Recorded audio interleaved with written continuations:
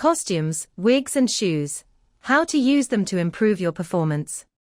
Just as you can be recognized at a distance by your friends, because of the clothes you choose to wear, so should any character you play inhabit its clothes in the same way.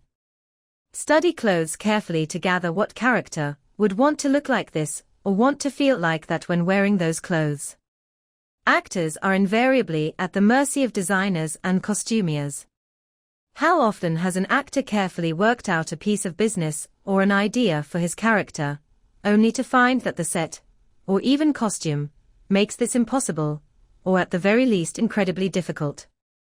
Because the actor only fully gets in tune with the part after some study and rehearsal, the results of this ought to be reflected in the costume, and that is where you should work with your designers to achieve harmony between image and performance.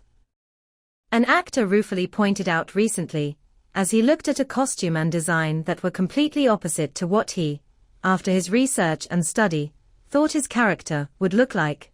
These days the actor's imagination is an increasingly underused resource. When giving information to the wardrobe department, always be current with all your measurements and never lie about your size.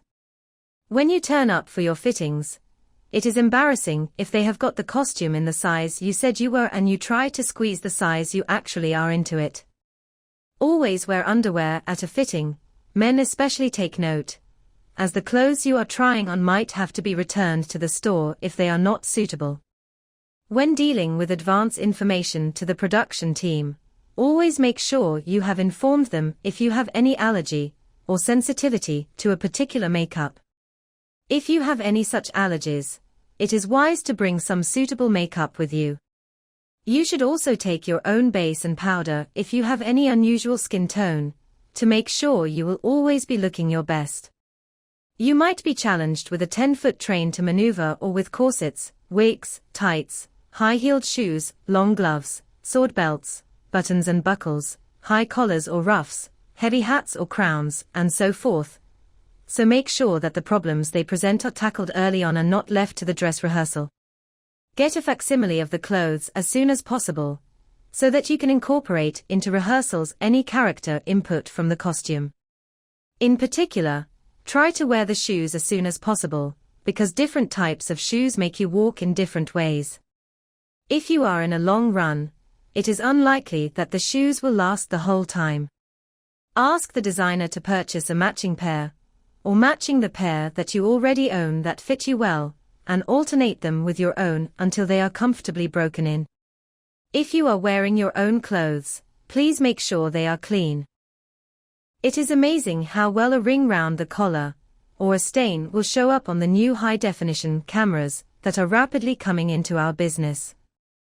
The reason the various armies of the world march in different ways is because their distinctive uniforms put varying pressures on them and the way they must move. The German army's goose step is a direct result of soldiers wearing boots with no give in the ankle, so the soldier has to throw his foot forward to move. The British Army marches the way it does because the soldiers have to wear heavy boots, so they stamp loudly as they turn a corner. Just as you would wear such a uniform in rehearsals to get used to it, so should you replicate whatever you will be wearing in performance, whether it is a tight-fitting costume, an enormous wig, or strange clumpy shoes. If the final costumes are available to wear in rehearsal, wear them, so you can break them down to look as if they have belonged to your character over a period of time. We are often very annoyed at a performance when an actor wears very noisy shoes, and the dialogue is sometimes even drowned by this clatter.